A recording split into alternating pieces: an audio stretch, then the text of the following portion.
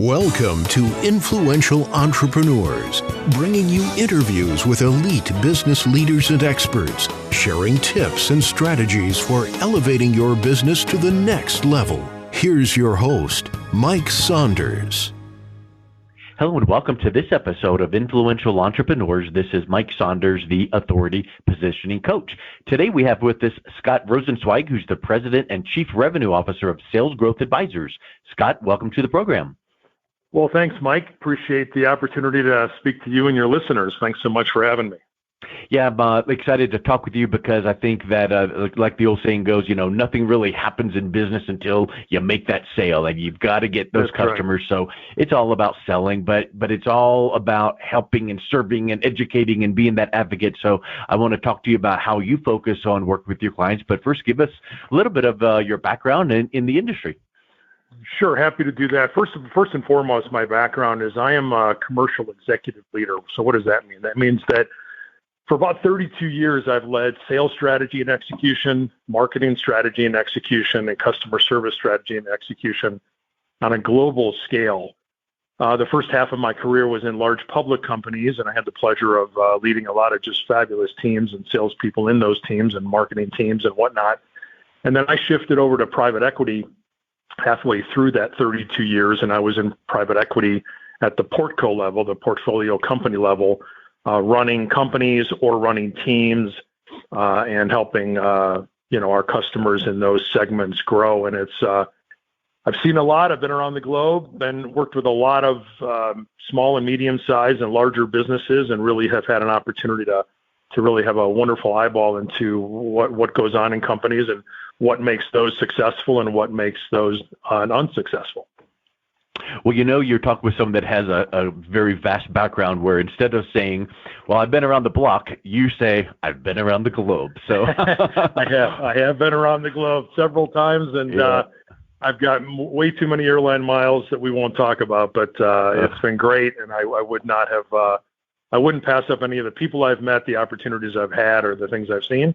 And what's so interesting about that, Mike, just quick side note, what's so interesting is how similar business is in so many ways around the world, and then at the same time how it's different, right? Because you've got every individual country that does things a little differently, and you've got different cultures and different ways of doing things, but yet the construct of business as a whole and growing that sales line and being profitable and doing what's right for your employees. I mean, that's a constant all over the globe, and it's pretty cool to see. It really is. Yes.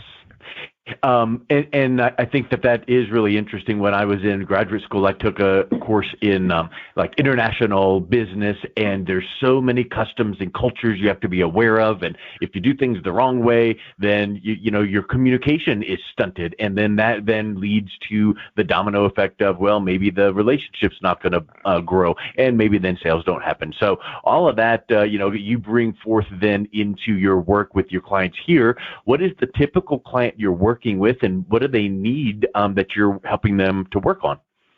Yeah, great question, and thanks for that. So I work primarily with Sales Growth Advisors, which is my company. I work primarily with businesses that are under 100 million in revenue.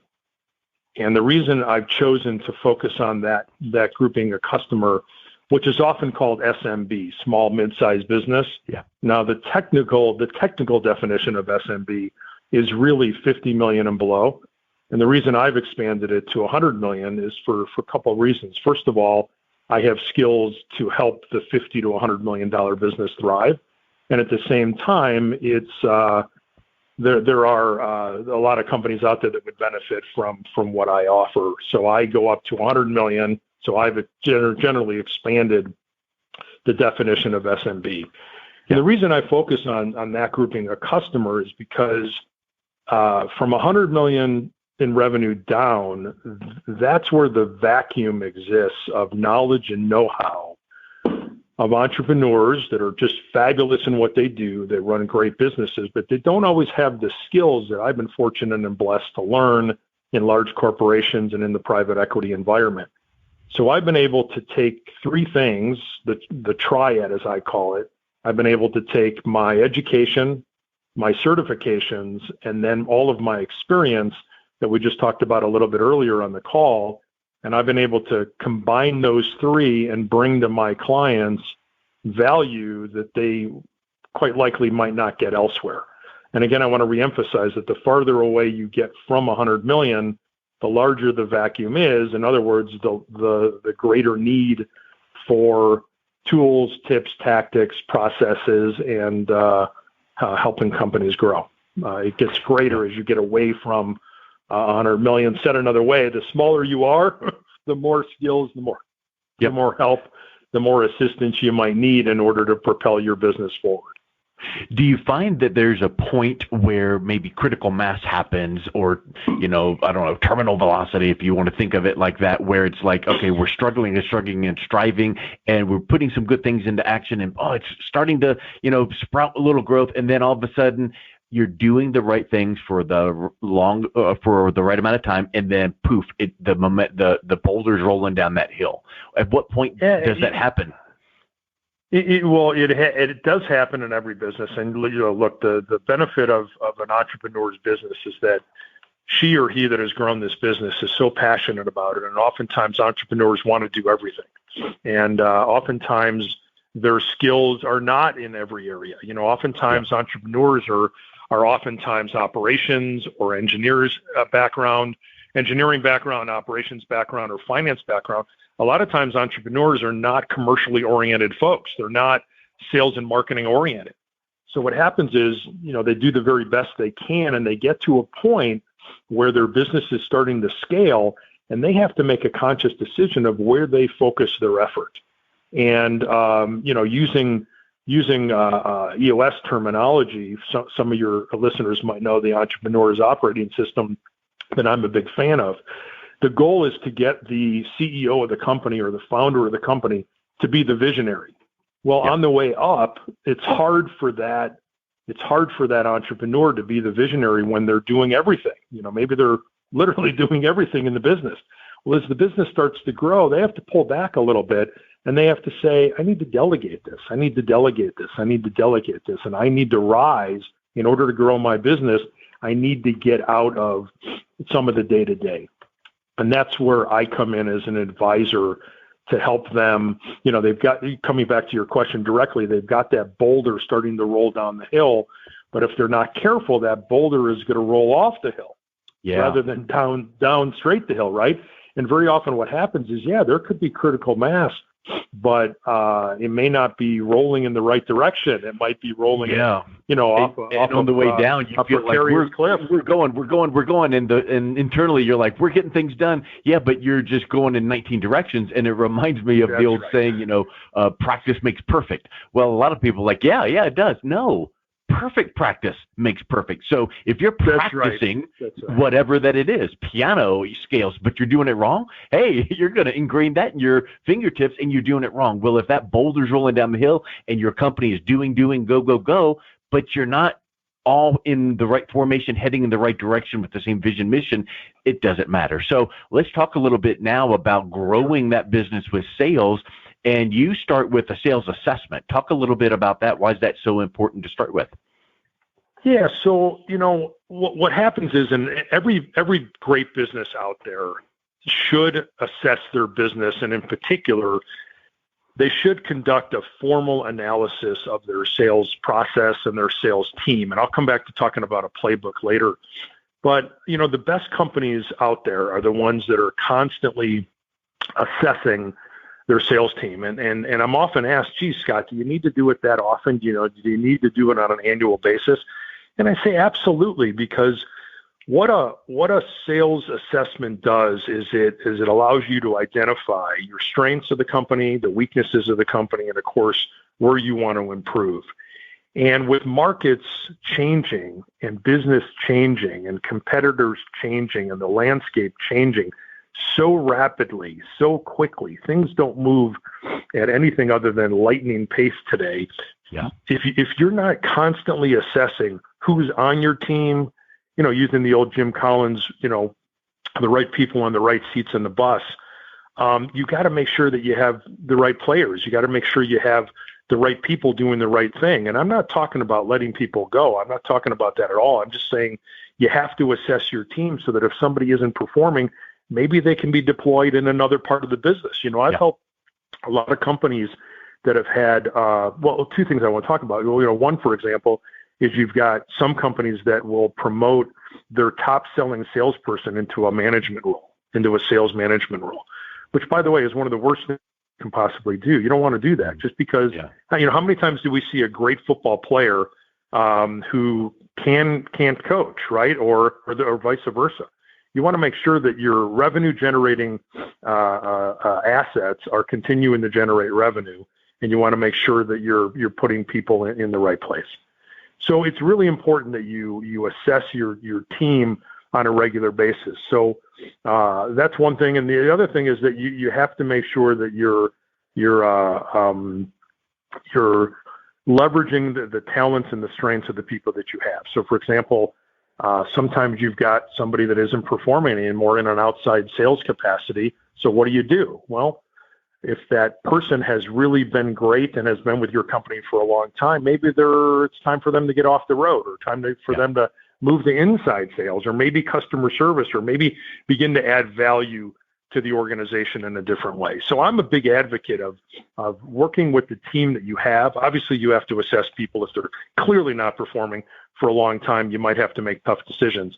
But for all practical purposes, if you've got a great team, as long as you're assessing that team, I want to come back to this key theme, as long as you're assessing the team on an annual basis, you're going to be great, because the best companies do that. And I don't want to go into the weeds too deep here, but I would suspect that, quote unquote, air quotes, assessment has a lot of potential misdirection in this sense. I'm thinking of the phrase vanity metrics. You don't want to just have vanity metrics like, oh, well, I made 100 calls this week.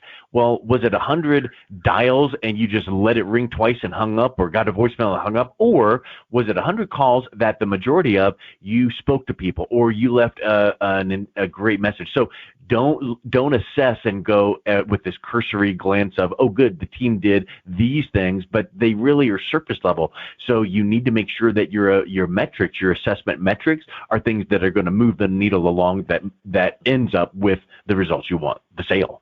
That's exactly right. And then, for clients that hire me to come in and do a variety of different things for them, I can and do conduct an analysis as well, and a complete assessment of their sales team and their sales process, which really gets into a very detailed outline. It's an online assessment that is conducted by the largest, the senior leaders in the business, those at the top of the organization. Typically, it's 3 or 5, depending on the size of the organization. And through that questionnaire, I then come back and combine all my knowledge and know-how and my assessment of what I'm learning in the organization to determine 2 things. One is, where is the function? What is running well in the organization? And then, by contrast, what's not running well? And then that formal assessment, which can be done by me, or the company can do any sort of an assessment themselves. Doesn't matter who does it. The point is, as long as there's an assessment that's being conducted on a regular basis of your sales team, your sales process, and of course, I'm happy to help with that. But it's really important that founders, presidents, owners, whatever title they may have, the leader of the business, CEO, that they're constantly assessing their team and their process on a regular basis. For all the reasons. It's like the old saying, what gets measured gets done. Absolutely. I couldn't agree with you more. What gets measured gets done. And so many companies, let me take a little sidebar here and talk about CRM. A lot of companies use a customer relationship management tool, a CRM, but they don't use it properly. They don't have the right dashboards, or they're not pulling in the right data. If you're going to have a CRM, and you're going to utilize KPIs, key performance indicators, and you're going to have metrics in your business, I am 1,000% with you in doing that, and I promote that all the time, and I help companies get into CRM and get into KPIs. But you have to measure the right thing. So what gets measured gets done, but you have to measure the right thing.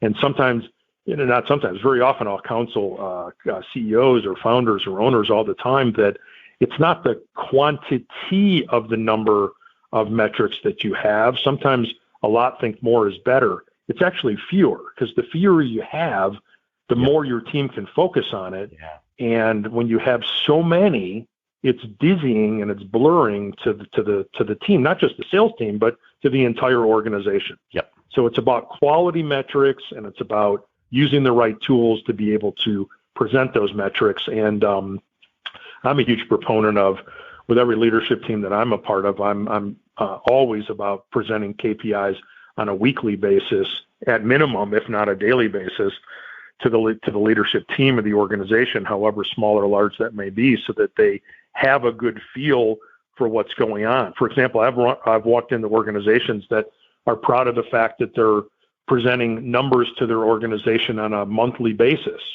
Well, a monthly basis, you're between 1 month to month. Well, exactly, and you're looking at the business in arrears, right? You're looking at the business that already happened.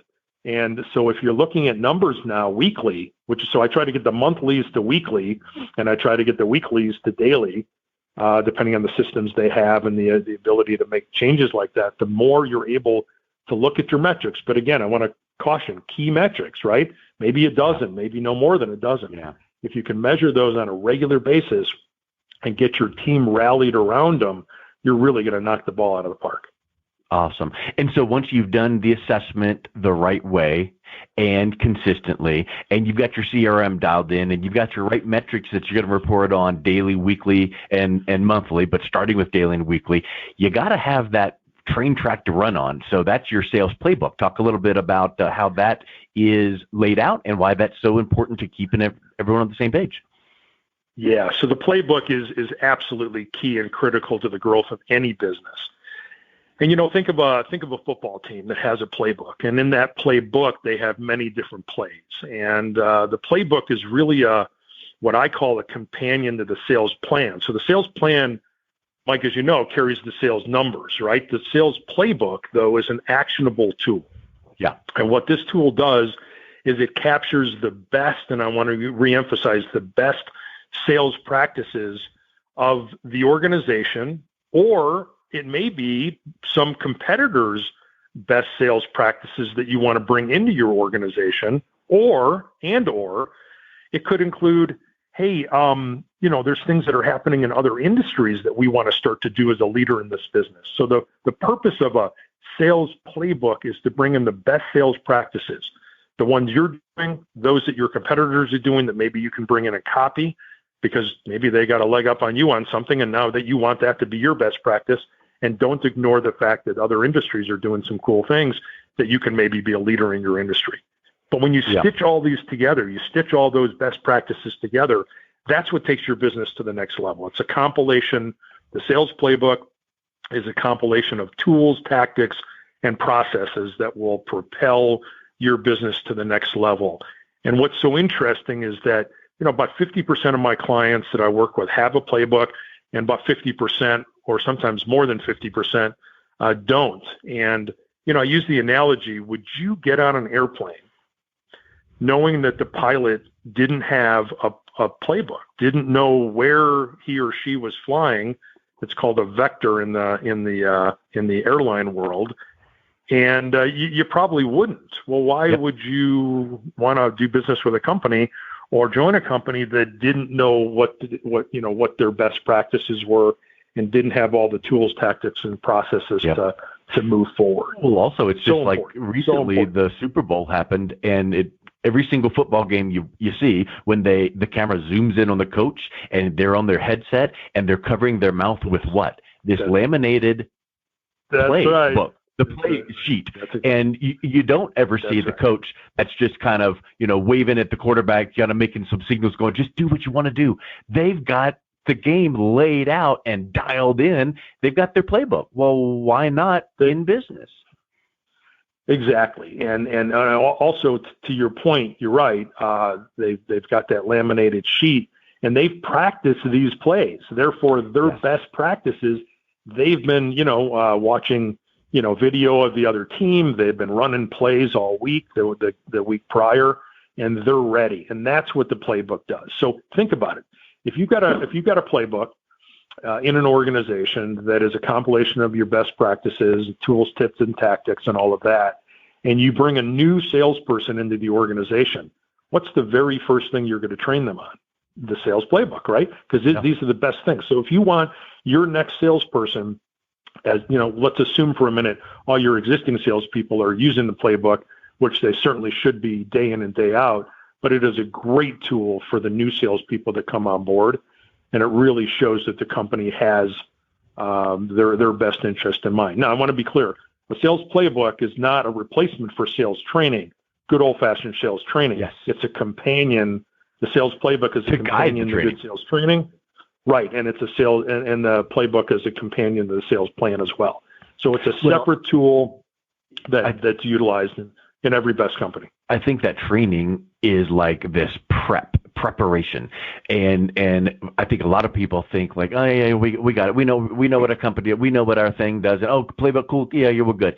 But you know, I love watching military shows and reading books. I just finished reading a book about a Navy SEAL, and one of the main things, as we probably both know about any of the military branches, they train and train and train and train for the potential. You know, like the Navy SEALs will train forever and a day on what if we ever need to do a rescue that looks like this. And then, you know, 18 months later, we're still training. And then when the call comes, bam, they're ready. Well, same with sales and objections. Maybe it sounds rudimentary to say, let's do some role play. Well, you know what? It also sounds rudimentary to going back to our football analogy. How many times do we watch the pros even that just kind of lay their elbow or lay their shoulder into the tackle and he just blows right by? You didn't do the basics. You didn't wrap them up. Right. And so in sales, some of the basics may be, let's practice our messaging. Now that we've got the playbook and our messaging, let's practice that. Let's role play. Let's go over objections. And you might not get this rejection next sales call or next, but when it comes, you're going to know how to respond. You're spot on, and I'm going to use another term that everybody knows. That is the basic blocking and tackling. Yeah. That is the basic blocking and tackling and fundamentals of sales, is to have all your tools available with practice, with plays, so that you're ready, so that there's no hesitation at all, and you know exactly how to pivot with a great customer, a challenging customer, a customer that maybe is delayed. You know how to handle all of those, and that's also the relationship between a good sales leader and a good sales team, is the ability for the team and the sales leader to work together to figure out how to execute those plays successfully in the market of sales and in business. 100%. Well, Scott, I think that we've really wrapped a bow up on this whole package of talking about the metrics and the playbook. So what someone is listening to this going, hey, give me a little insight on what you could do with our organization. What's the best way someone could reach out and connect with you? Yeah, so a couple of different ways. First of all, I've got a great website. Love for everybody to go there. It's www.salesgrowthadvisors, ADVISORS. For advisors. Advisors can be spelled a couple different ways. So it's salesgrowthadvisors.com all together. And there's a lot of great information and contact information there. Or I can be reached directly at Scott, SCOTT, at salesgrowthadvisors.com. And then there's always the good old cell phone, 303-225-9303. And I'm a big proponent of picking up the phone. A lot of younger salespeople today are relying a lot on just email and text and other means of electronic communication and aren't reaching out. People are still people. People still want to talk to people. And sure, we can all buy online, but the relationship that's forged between a salesperson and their customer really has to be a voice contact and or a Zoom or some other mechanism where you're in front of that customer, whether it's a Zoom call, a Teams call, whatever the case is, or the good old cell phone. I'm really a proponent of getting to know your customer, talking to your customer, being in front of your customer. So that's why I wanted to give my cell phone number as well. Awesome. Well, Scott, thank you so much for coming on today. It was a real pleasure talking with you. Mike, appreciate it. Thanks so much, and have a great rest of the week and weekend. You've been listening to Influential Entrepreneurs with Mike Saunders. To learn more about the resources mentioned on today's show or listen to past episodes, visit www.influentialentrepreneursradio.com.